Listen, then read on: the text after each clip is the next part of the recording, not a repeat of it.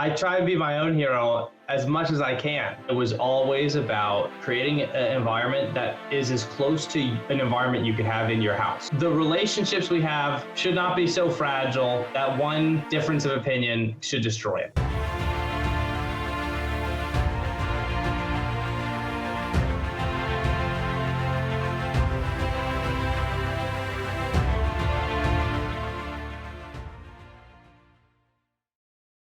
What is up, Impact Heroes? Welcome back to the show. I'm your host, Rick Ornelas. Thank you for spending some time with us today because we know time's a valuable resource and we're going to make it worth your while. I appreciate each and every one of you, not just for listening, but for who you are. I know you're sparking change to make the world a better place every day, and I am humbled and grateful for your efforts. It takes all of us doing our part to spread positive change, and that's what this show is all about. Motivating you with stories of struggle, courage, and hope to empower you to make a difference in your life and the lives of others. Are you interested in having Rick speak at your event or business? Here is what others have to say. Did not know his story, and it was so inspirational, and his presence on stage, his authenticity was just incredible. Absolutely loved his performance. It made me feel some type of way. If you're looking for a speaker for your next event, hire Rick. I promise you this, you will not be disappointed. Visit rickornelas.com to book him today. Welcome back, Impact Heroes. Today we have the pleasure of speaking to our latest iSpark Change social impact hero, and you are in for a treat. Our guest today is on a mission to inspire better listening everywhere. He's tirelessly working to create a ripple effect. Yep, you heard that wording correctly, ripple effect, which resonates with us. It sounds very familiar to us here at iSpark Change. And he wants to listen to you so you feel good, just being heard, which leads you to listen better to your people. They feel good just being heard, and then they listen better to their people, including you, and then this repeats over and over again, and you have that beautiful ripple effect. So he started sitting at a folding table on the beaches of Southern California, and it's turned into a powerful movement based around the idea of human connection known as Orly's Listening Table. He's driven, passionate, and has a big heart, so please welcome the authentic and positive master listener, Orly Israel. Orly, welcome to the iSpark Change podcast. I got to get you to do my intro every time, man. That's the best introduction I've ever had. Thank you. Well, thank you. I really enjoy doing the intros on the podcast, and I take pride in them. I look at it as if you've ever seen like medieval, like those medieval times movies where they have the guy that comes out and introduces the king, before the king comes out, or they have that person. Like, that's how I look at it. It's my job to really make you, sound as amazing as you are. Yeah, exactly. I need one of those big, huge horns. Maybe I'll get one at the Renaissance Festival that they have here later in the year, and then I can introduce people like that. Yeah. Hey, man, that'd be fantastic. Working. You asked me for a bio, and I don't have a bio yet. And so I sent you like a link to my site, and I'm really grateful that you actually did the work to read and consolidate. That was really, I might have to take I have to listen back to this, take that and send it to other people. Yeah. That's my pleasure. That's my pleasure. It's, I put a lot of work into those intros, and, hopefully I did you justice. So, Orly, I appreciate you being on the podcast. You reached out to me on social media, which I always love because, it shows the proactive nature of someone that's like, hey, I think what I have to say is worthy of people hearing about it, right? And you have a platform, and so I want people to hear about it, and I want people to know, what I'm doing with my listening table. So, we see you as an iSpark Change social impact hero. I know had you featured on our social media and everything. You're someone that's spreading positive change. You're someone that your actions have that positive effect, that ripple effect, which you talk about as well in your own, nomenclature. So, every hero begins somewhere, but I want to ask first off, do you see yourself as a hero in what you do every day with your listening table? For me, yes, absolutely. I try to be my own hero as much as I can so that I can look back on my life and say, oh, you really did a heroic thing for yourself. More now than ever before. Maybe at the beginning I was just trying to, because I did the table over 60 times without posting about it or making any videos or recording anything. And at that point I was really just happy about how it changed my life, because it totally changed my life, how I connected people. Eventually I started making these videos, getting this incredible response. And then I think when I left my job and decided to, what Buzz Lightyear says to Woody, he says, "We're flying, Buzz." And he says, "We're not flying, we're falling in style." Yes. And I started really embracing the thought that what I'm trying to do is, for lack of a better word, ridiculous for someone to try to do. And I feel more heroic now than ever. Well, that's fantastic. I love that you do feel heroic, and that you said, more so most importantly for yourself, because one thing I noticed from my journey in the past few years with iSpark Change and everything is that while I do everything I do, just like yourself, to support others and to help make the world a better place, but selfishly, I'm the one that gets all the benefits. Like I'm the one that gets rewarded, that's been changed positively, that it's having a super, positive impact on my growth and how I show up as a human being. And so, I think when you go out into the world with that heart of service, with a grateful heart, but a heart of service, that you win in the end. And we were talking about that just before we got on air, but that you end up winning. And so would you say that that's some of what you're experiencing now, is that, by virtue of giving so much to others, that you're getting so much back in return? Totally. I mean, we could have a long conversation about how much I've gotten in return for this. And I don't mean financially, because I haven't made anything off of this, but I mean kind of spiritually or emotionally. I think one of the coolest, because I did this to learn how to be a better communicator. That was why I started, is I wanted to learn how to be a better communicator, and a communication teacher whose class I was in, who I think is amazing. He wrote the book, Say What You Mean, and his name is Orly Israel. Shout out, because he inspired so much of this. Mm-hmm. But he was in his class, and he said, learning how to communicate is a lot like learning how to swim. You can read as many books or take as many classes on swimming as you want, but until you get in the water, you're not going to know if you can do it or not. And the table was the water for me. And I feel like I'm learning how to swim. The personal growth aspect has been terrific, because I get to have these conversations and improve my own communication skills, which improves my relationships with everybody. And the coolest, unexpected kind of get back that I've gotten, or that I realized at the beginning, was since I said, hey, I'm trying to be a better communicator or a better listener, it opened the door for everybody in my life to just start calling me out if I was bad. And that has been a profound effect on how my relationships have gone, because people are now comfortable to give me feedback that I think many people are hesitant to get. Hey, you're not actually listening, or you're trying to work on your communication skills, and that's how you chose to say the thing that you just said. It creates this kind of it takes a village, and the village is now like self-motivated to make me a better communicator. Yeah.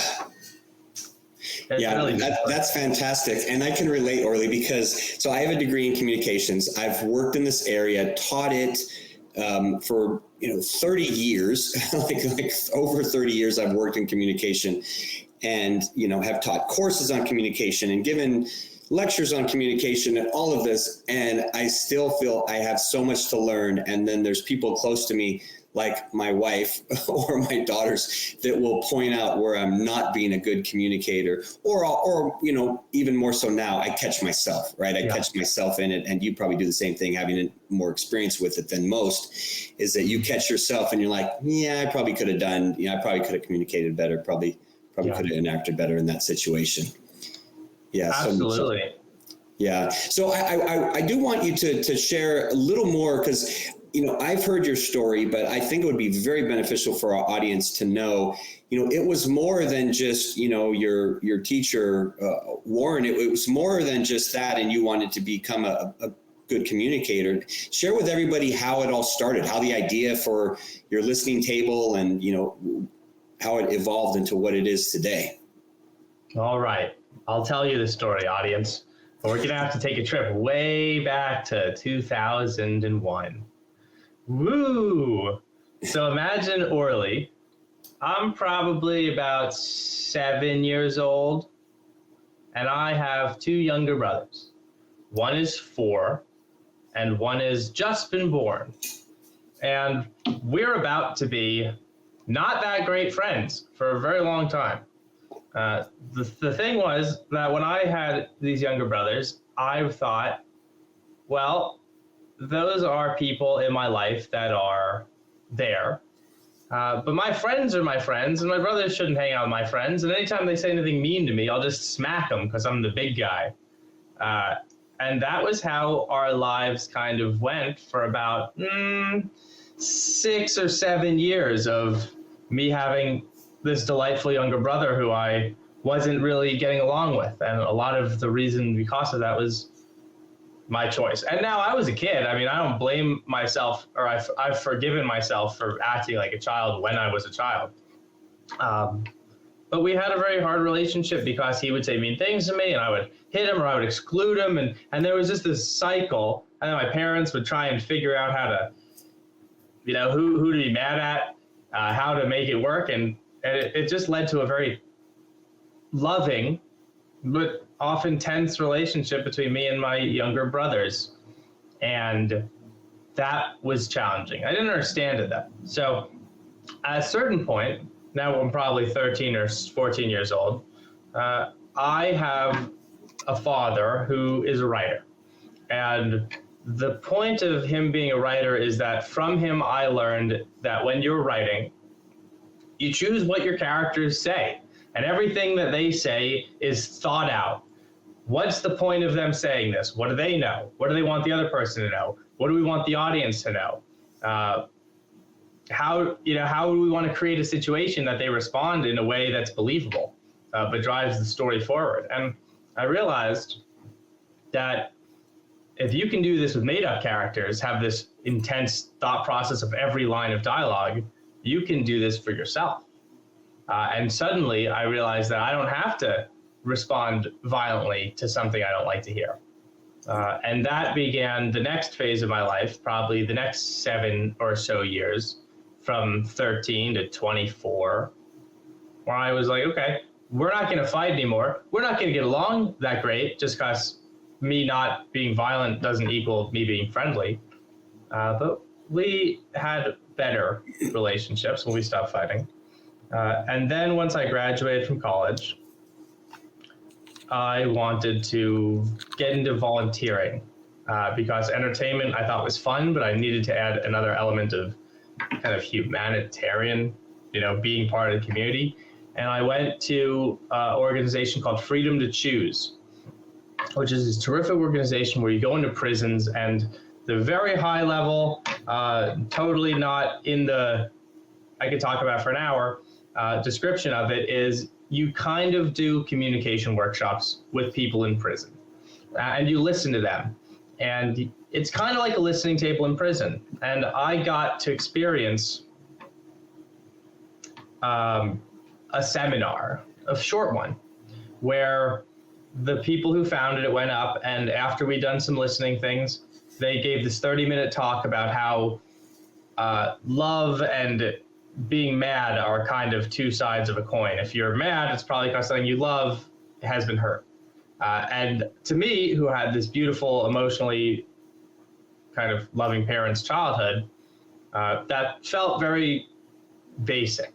And I was like, this is cool. I like it. But to the person who was next to me, I was watching them have this incredible moment where they'd never, ever considered if you're mad, it's because something you love is being hurt or threatened. And I just realized in that moment that what I thought was common knowledge wasn't, which was just a huge, profound moment for me. And also I got to realize how fast you can say something that'll change somebody's life. And I thought, wow, how is this only in prisons? This has to be in the world. This is so necessary. And that really inspired a lot of the listening table. And then I heard the swimming quote, and that was kind of the three things: me wanting to get along better with my family, me learning how fast and how kind of not common this knowledge can change your life, and me taking a class and realizing you don't need a 12-week class to learn how to be a better listener. You can do it in 25 minutes. You can do it in 1 minute. You know, it's just hearing something that reminds you of what your options are in a conversation. And so I decided to start my listening table to learn how to swim effectively. And I have been treading water ever since. My relationship with my brothers has never been better. I'm so proud to say, you know, I call the one I didn't get along with the most, I call him like every week, and we get to talk on the phone and have a terrific relationship. And it's just, it's gotten, so I did my listening table 60 times without recording anything. And that was because it was for me. And then I suppose the final chapter in this story, or the chapter we're on now, is me realizing it's given me so much. Can I give it to other people? And that's what we're finding out. We're seeing, you know, I think we've got some listening tables all over the world. I teach people how to do them on most Sundays, twice a day, so people in different time zones can make it. And we're going to find out, is this something that can spark change? And what kind of change does that look like? Yeah, well, I appreciate you. I appreciate you sharing the whole story, Orly, because it's always incredible to me how people end up on the journey that they're on. And your journey began, you know, like you said, a long time ago, 2001, if I remember correctly, when you were young, and you know, and hey, I grew up in a family with, you know, 4 sisters, and we fought all the time. And, you know, I know that's one of your goals, which we'll get into in a minute, is, you know, that do away with thought that families have to fight.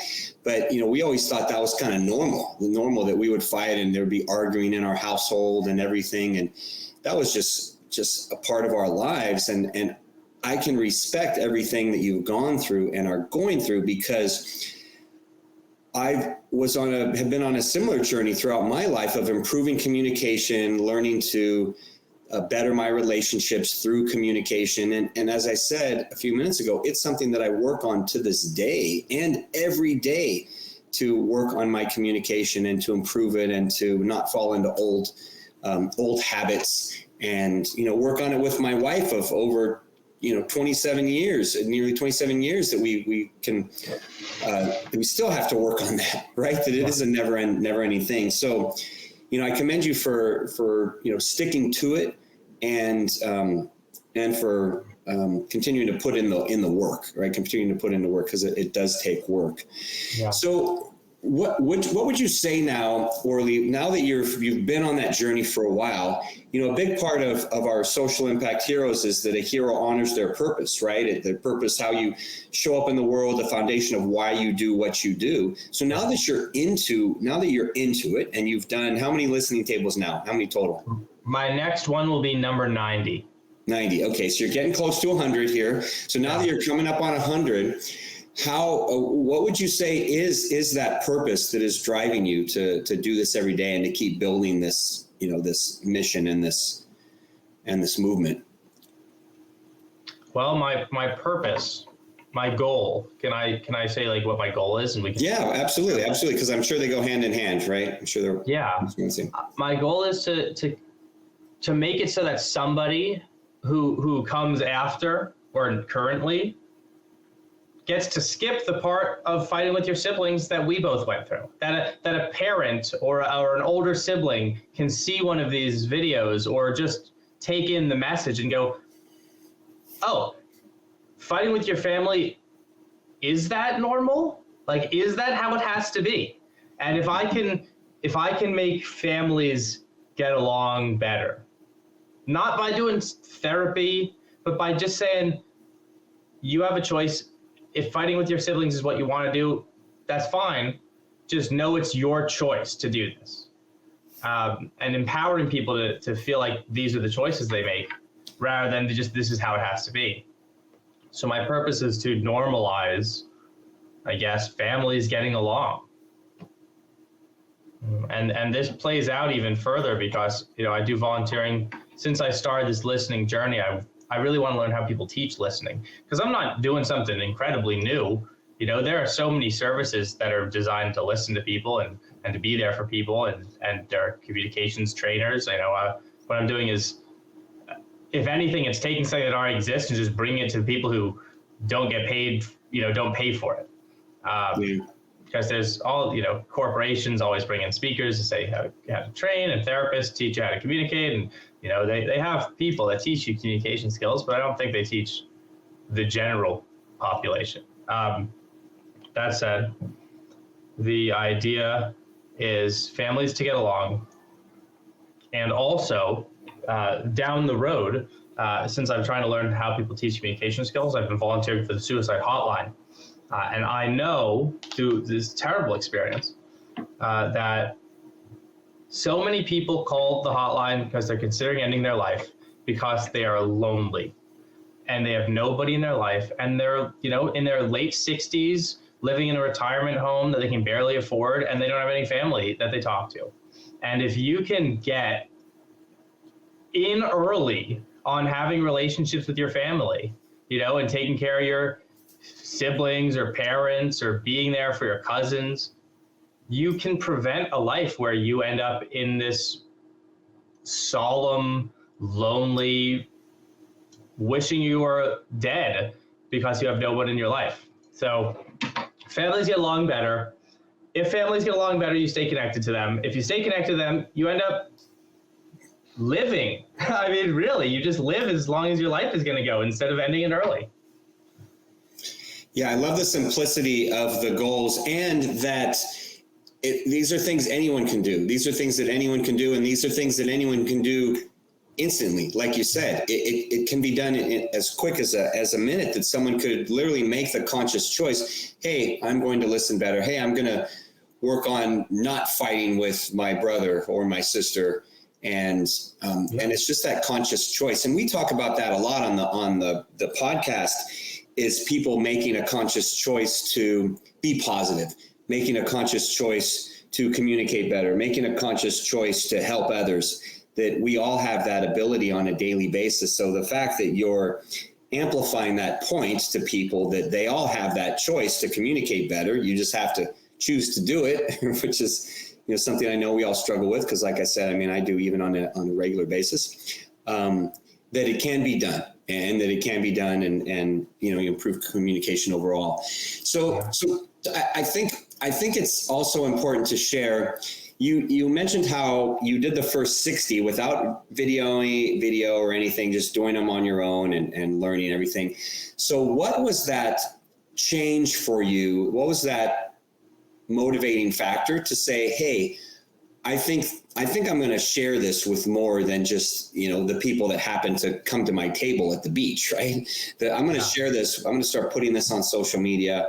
I'm going to spread the word a little more. What happened to start that? Because I know you've grown quite a bit, in from 60 to 90, right? From 60 to 90 of your tables and everything. I don't know. And what time period is that? But yeah, share more about that would be great. So this is a really good question, because I resisted the thought of recording anybody from the first time I sat at the table. It was always about creating an environment that is as close to an environment you could have in your house. The listening table could be your kitchen table or your dining room table, or it doesn't even need to be a table. But this is something that could be just like something you'd encounter in real life. And real life doesn't have microphones sitting on every table recording every conversation. That said, I think we could probably have this same conversation without microphones, but it would be less, we get to have it because we're recording it. But I wanted to put this isn't for content. This isn't a stunt.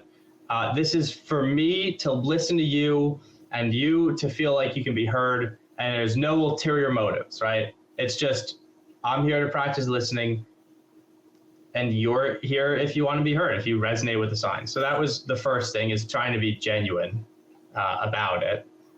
And the second was, I feel like it respects people's privacy. It creates that sense of, I can share whatever I want. It's not going anywhere. Which I thought was really important for, again, kind of representing my honest truth, which is, that's what it's for. This is for learning how to be a better listener and trying to create this domino effect. I started recording it because people were telling me, you've got to record these things. This is social media. Like, this is a viral moment. I was hearing that from my family, and because I have a brother who does a lot of social media stuff, and anyone who I'd ask, how can I make a bigger impact, would say, record it, make a short video. I really resisted that for a long time, but I think that there was a turning point where I used this phrase, I have a message. And because I have a message, I need to spread it. I have to do everything I can to make sure it gets spread. And so whenever I thought that, at some point, I was like, well, I've got to do everything I can to make sure that what I'm getting from this is something that anyone else can get, because it's so made my life incredibly better. So just willing to try new things. And I thought, why not? Why not try it? I'm going to do it so it's anonymous still. I'm not going to include any personal information about the person. Their face isn't going to be in it. The intimate details of their story aren't going to be in it. But maybe I can record a little snippet of a conversation. And this holds true to all the videos I've made. You can't identify the person. I started asking for permission, iterating how I post on social media, and it's some of these last videos you can't see people's faces because I'm trying new things to spread a message and seeing how it works, and everyone's totally cool with it. Everyone's permission. But I just want to respond to one of the comments that I get a lot of the times on some of these videos, which is, can I have the full audio recording of the conversation? My answer is no, because you can have the snippet that says, call your parents, or this is why I care about my parents. But if you want to hear a story from somebody who's lost a loved one, you have that person in your life. Guaranteed, someone who's lost a loved one. If you want to hear the story of valuing someone after you've lost them, call that person who has that story that's in your life. I'm not trying to offer a replacement for the connections that we all have. Mm-hmm. Yeah. I think that answers most of the question. You said, what's the timeline? Timeline is really exciting because I started posting these videos probably in November, which is about 4 months ago. And I've gone up like 100,000 followers on Instagram, which is pretty cool. Yeah, that's quick. I hit 100,000 yesterday. Well, congratulations on that. That's a big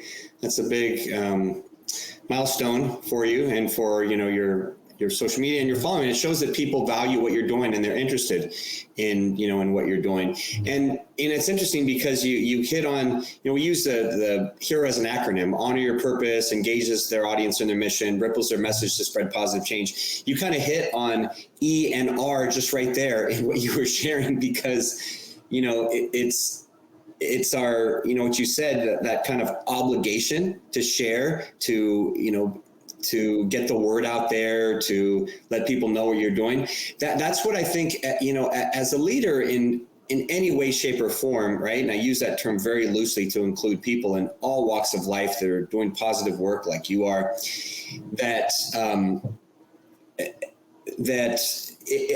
feel it's our duty to connect with others and to share what we've learned and what we're learning and the life's experiences, because that's what people really resonate with. That's probably why you get the question of, hey, I want to hear the whole conversation, because something in that video resonated with them and like, oh, I really want more. And I appreciate, your reasoning for not, right? And I think that's very valuable, and I honor you for that. But I say, I think it's great that those friends or family members that said, look, you should share this, you should put that out there and urge you to do so. That was good advice, because, when you're in that leader capacity, that's where I feel it is your duty. So you are rippling, that message out to spread positive change.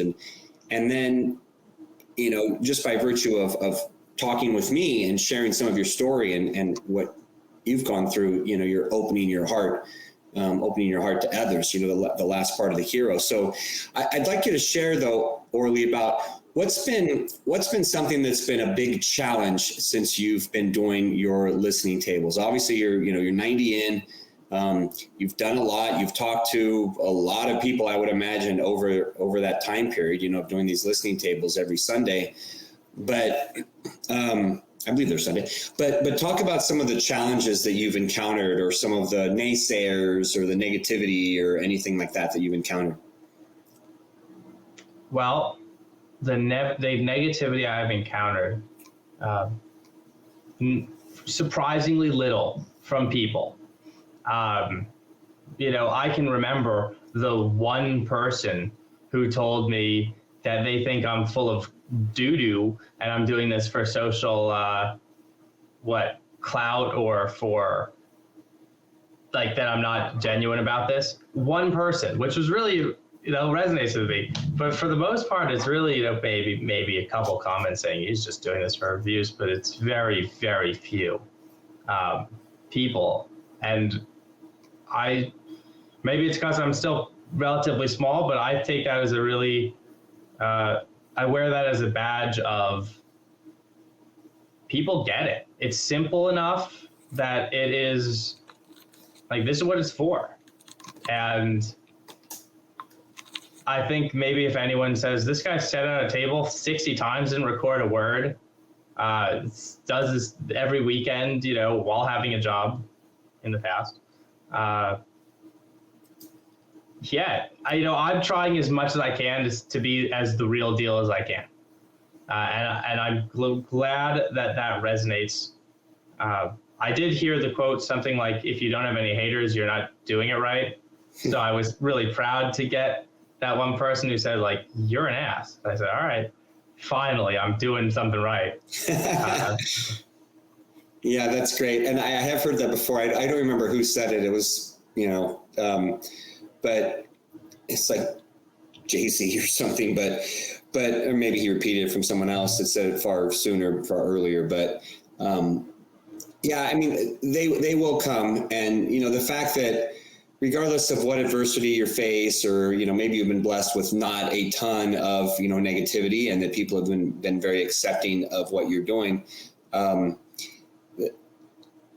that the fact that you continue to do it regardless, right? Regardless of what happens. Or I've seen some of the videos where it's like super windy and you're out there and, wind is tough. The weather sucks and, you're still out there. So, whatever the adversity is, you're still plugging through. You just gave me something I wanted to speak about. Yeah. Can I just tell a quick story? I want to touch on, on your website, it talks about, people having their own table. And I know you've said that I've heard you say that you have had people that have done tables elsewhere in different countries and everything like that. So what's been the, the acceptance of that to do other tables, and what's been the response when you said, hey, you can have a table and we'll have a meeting and talk about it and I'll give you tips, and what's happened with that? It's going pretty decently. I do pretty much every Sunday how to do your own table, because I believe there's something good about more tables in the world. And not to say like, I'm very much trying to put myself as we're not trying to be a social service for others. Mm-hmm. You, as a listener, you get so much. Set up a table if you want to be a better listener. If you want to go and help people with their problems, do something else in a friendly way. Of course, people end up having a good time. It does help people to talk things out. But the point is not to be there for someone, it's to be a better listener, and you just get to be there for someone. I think that I have to count, but I've probably had, every Sunday, maybe like 2 or 3 people show up. Sometimes it's the same people. It's a small number, but it's like one person. Even the first time I did it, one person sends me a picture. Thanks for teaching me about this. And they sent me a picture from the United Arab Emirates where they've set up a table. I'm like, this is insane.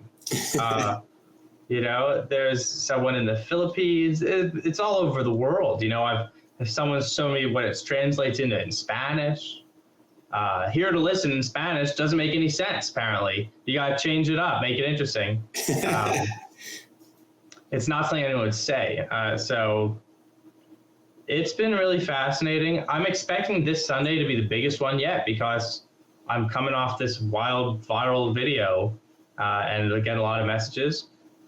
People say, because I don't have a full image digital yet, where it says like, if you want to do this, call me, do this thing. So people write, hey, can I do this? Or DM me saying, hey, I'd love to do this. Can I? And I write back saying, of course, I did it without training for it that much. I mean, I think I did a lot of preparation for it in my life, but I'm not going to stop you from doing a table. It's changed my life. If you want to join this movement, that'd be great. But like, I try not to be controlling about it. I'm trying to, if you want to join in and enjoy the values of the table, the listening table, the way I see it, then amazing. And if you don't, if you're on a listening journey, that's the goal. And so I'm glad about that. And I've noticed on my journey that you tend to connect with the right people at the right moment in time. And that, one of my mentors told me very early on is that, you didn't, for me, he said, you didn't write your book, you didn't create iSpark Change, for all the people that don't care about your message. You created it for all the people that do. Mm-hmm. And it will resonate with the right people when they see a video, when they read something, when they hear something or connect with you.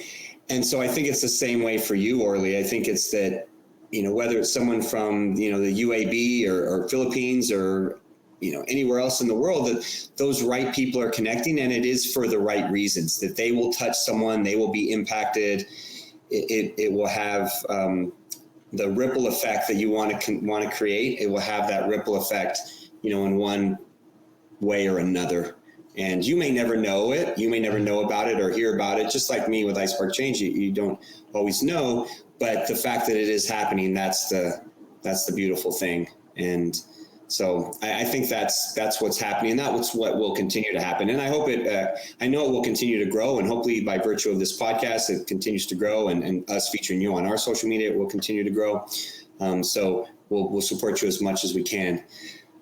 So as we near the end here, there's a couple questions that we always ask folks on the podcast, and being a listener of the podcast, you should be well prepared for this, but one thing that we like to talk about is a spark moment. And that's a moment where, those actions go far beyond the initial act, like we were just talking about, that you may not ever know.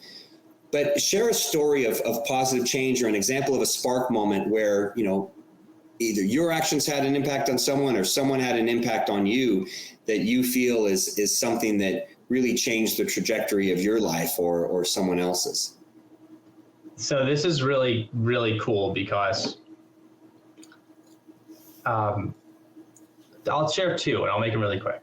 The first is I got a DM from somebody. I try and create these challenges of, this week the guy talked about their father. So maybe we can try and inspire people to reach out to their dad if they haven't talked to their dad in a while, or, reconnect to family. And I got to coach somebody through reaching out to their dad who they hadn't spoken to in 9 years. And I was like, I couldn't even imagine. I talk to my dad every week. If I don't talk to my dad, I felt so, I was like, this is what I'm doing it for. And that was the same week that someone told me I was a faker. And I was really like, I needed this so much that it actually did something good. That was just, such a beautiful message to receive. And, but something that was really incredible, I don't know if it's changed the trajectory too much because it's so recent, but I have a college roommate that I was roommates with and still one of my best friends. And, I talk to him very often. And I have a Discord channel. And that's where me and other people who like listening, they hang out in, and we talk about our victories of the day. Someone joined the Discord, was being all friendly and happy and cool. And I was like, just always pleasant to have someone. I called my college roommate, and I just to talk to him, I said, tell me something cool. And he goes, dude, my brother is that guy in your Discord. And I was just blown away. I summarized the story a lot, but it was incredible how and I have no idea. And I found out, he's been following you for months. He's a huge fan. He wants to do his own listening table in Maryland. And I'm like, I have this thing where I never have been able to, what's the word? If I'm not in the room, it's very hard for me to imagine people talking about me. Like, I don't really imagine being the subject of a conversation that's not in front of me. I just think, like, why would anyone talk about me? But now I'm kind of realizing that I am, he said, like, me and my brother talked about you for an hour the other night. I'm like, this is crazy to me. It's crazy. That's a moment for me. When my college roommate told me this, I was just like, it's hard for me to believe. And I appreciate you sharing those spark moments, and both of them, because they're both a little different, and they show the effects that you can have on others without ever realizing it, right? And you'll probably get a lot more of those, Orly. Honestly, you'll probably get a lot more of those stories, and they'll be very rewarding, and they may be surprising, and maybe over time they'll become less surprising. So it's just evidence that you are having a positive impact, and that ripple effect is working. So take it as such, and be grateful, and more of them will happen over time. So I know our audience is going to want to learn more about you. So where's the best place for them to follow you? I know you have an active Instagram, but also YouTube. So share those different areas where it's best for them to follow you. Yeah. Thanks for following me if you guys are interested. On Instagram, it's Orly's Listening Table, ORLYS, because Orly's my name. Listening Table spelled like you'd expect. On Facebook, where I have 12 followers, it's all relative, right? It's the same thing, but with spaces in between, Orly's Listening Table. YouTube is probably the same. Twitter is just Orly's Listening, because there's too few characters. And my website, thelisteningtable.com, which has everything that you could need. Yeah. And you can find me in Southern California setting up tables, but I don't really announce where I'm at. Maybe one time I will, because I try not to make it a whole event. I try and as random as you can be. So I hope I see you out there. That brings up a question, and just real curious, and then I do have one final question that we always ask everyone, but just a little side note. Do you get return people that come, that see you again, and they come back and they want to talk to you again and again? Do you get a lot of return folks? I wouldn't say a lot, because I'm not in a regular place at a regular time. Mm-hmm. It's not like I'll be at this place on Saturday at 4 p.m. I have been setting up in Hermosa Beach a lot lately because I live close by and it's just a beautiful place to be. That's a beach near me. And there are several people who bike around there or work around there or live around there who I've gotten to know pretty well, who stop by. It's usually the first time is the share, and then the next couple times are to sit and listen to someone else who's sharing, which is really fascinating. One super short story is somebody came and shared. Great.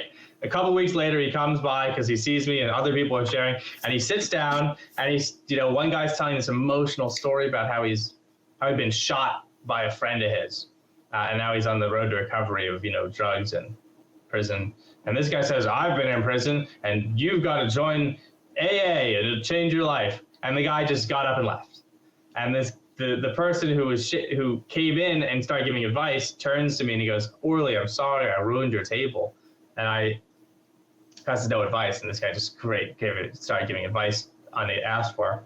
But I said, you didn't ruin my table because you just learned that it's not always about giving advice to people. And now you're a better listener. I thought that was really fun. Yeah, that is a good story. So thank you for sharing that. And our final question that we ask, and everything you shared about where people can connect, we'll put in the show notes. So we'll make sure that's in the show notes so people can click there. But the final question we ask is that, our goal with iSpark Change is with our, upcoming social media app, social impact social media app, and our community and our work, our goal is to positively impact 1 billion people in the next 5 years. And we can't do this alone. We need the help of leaders like you to show others the way, because many people feel, as I once did, and you probably did, that, you're one person, how are you going to make a difference, right? How are you going to make an impact and impact on the other side of the world and things like that? So I value your thoughts and opinions as a social impact hero, and I appreciate you being on the show. I'm going to ask you to look into the future, look into our iSpark Change crystal ball here, and share with our audience, what can the world become if everyone starts communicating better and believes that they can have an impact on our future? Well, imagine a world where you and your family get along most of the time. I mean, what a world that would be if there was a way that siblings could get along and old people could have people that would call them and visit them. I think we'd have a world that just feels more connected, a world where people are less likely to hear a different political opinion from somebody and decide that person's done for. So many people who are unwilling to hear different opinions. It's the relationships we have should not be so fragile that one difference of opinion should destroy it. Now, there are some pretty intense opinions out there, and that I put an asterisk on that statement, but I think a better listening world has a lot more peace, a lot more empathy in it. For sure. Well, Orly, thank you for taking your time to share your heart and wisdom with our audience. You came in and you over-delivered, as I knew you would. Your desire to be impactful is evident. You're filled with passion, determination, and you lead with a heart of gratitude and service, which tells me you're going to continue to have success in all facets of life. This is only the beginning of your social impact. Thank you very much for being on the iSpark Change podcast, Orly. Thanks for having me. All right, Impact Heroes, it's our stories that connect us all, and we loved hearing Orly Israel's story today. Orly, you are not only an inspiring and amazing human being, but you truly are an iSpark Change social impact hero. We'll see you all next week. Remember, Impact Heroes, every positive action can be a spark moment that has a ripple effect that spreads far beyond the initial act. So go out there and spark change. Don't forget, if you enjoyed this episode, then please smash that 5-star rating on iTunes or Spotify and leave a review. We value your comments and we want to hear from you in the community. Thank you for listening. God bless you, and we'll see you next week on the iSpark Change podcast.